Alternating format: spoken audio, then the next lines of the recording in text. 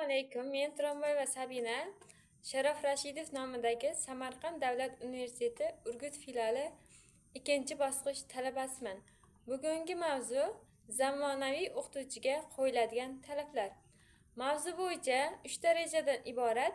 Birinchi reja zamonaviy o'qituvchi tushunchasi, ikkinchi reja o'qituvchiga qo'yiladigan asosiy talablar, uchinchi reja o'qituvchining shaxsiy fazilatlari. Zamonaviy o'qituvchi ijtimoiy psixolog bo'lmasligi mumkin emas. Shuning uchun ham o'quvchilar o'rtasidagi o'zaro munosabatlarni yo'lga sola olishi, bolalar jamoasida ijtimoiy psixologik mexanizmlardan foydalanishni bilishi zarurdir. Ma'lumki, pedagogik faoliyat kishi mehnatining eng murakkab sohalaridan.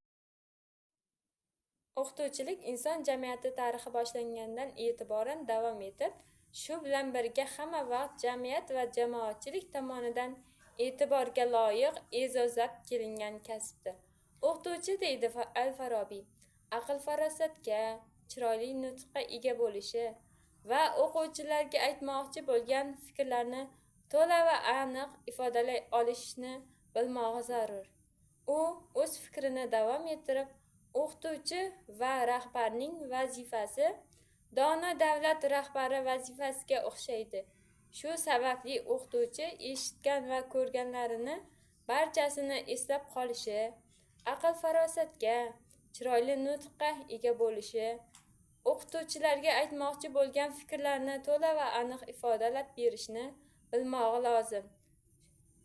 Nasriddin Tusi o'zining o'qituvchilarni tarbiyalash to'g'risida degan asarda shunday deydi: o'qituvchi munozaralarni olib borishi, rad etib bo'lmaydigan darajadagi isbot qilishni bilishi, o'z fikrlarini to'g'riligiga ishonishini, nutqi esa mutlaqo toza, jumlalari mantiqiy ifodalanadigan bo'lishi lozim. O'qituvchi nutqi hech qachon va hech qayerda zaharxandali, qo'pol yoki qattiq bo'lishi mumkin emas. Ayni paytida o'qituvchining o'zini tuta olmasligi ishni buzishi mumkin. Abu Ali ibn Sino fikricha, o'qituvchi matonatli, sof vijdonli, rostgo'y va bolani tarbiyalash metodlarini, axloq qoidalarini yaxshi biladigan odam bo'lmog'i lozim. O'qituvchi o'quvchining butun ichki va tashqi dunyosini o'rganib, aql qatlamiga kirolmog'i lozim.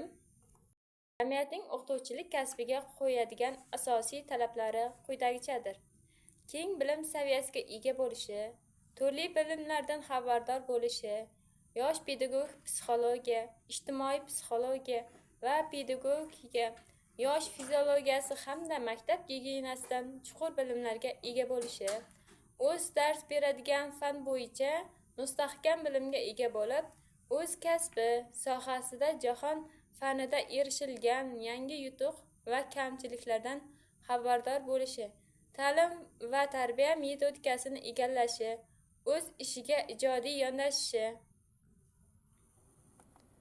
Zamonaviy o'qituvchi qiyofasida quyidagi fazilatlar bo'lishi kerak. O'qituvchi jamiyatda bo'layotgan o'zgarishlar va islohotlar mohiyatini chuqur anglab yetishi lozim. O'qituvchi zamonaviy axborot texnologiyalaridan yuqori darajada xabardor bo'lishi zarur.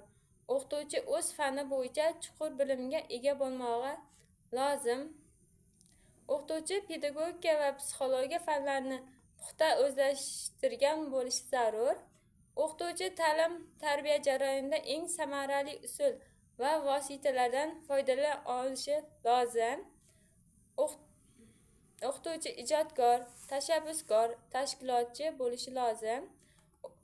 O'qituvchining muhim shaxsiy xislatlari quyidagichadir: o'qituvchining o'z vataniga sodiqligi, bolalarni sevishi, ularni insonparvarlik ruhida tarbiyalash istagi, o'z yurti, ona tili, o'z xalqining tarixi va uning madaniyatini sevishi, davlatning mustaqilligi g'oyasida yashashidan iboratdir.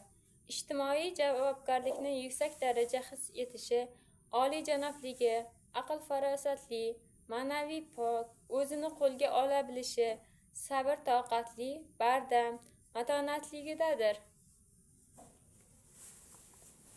E'tiboringiz uchun tashakkur.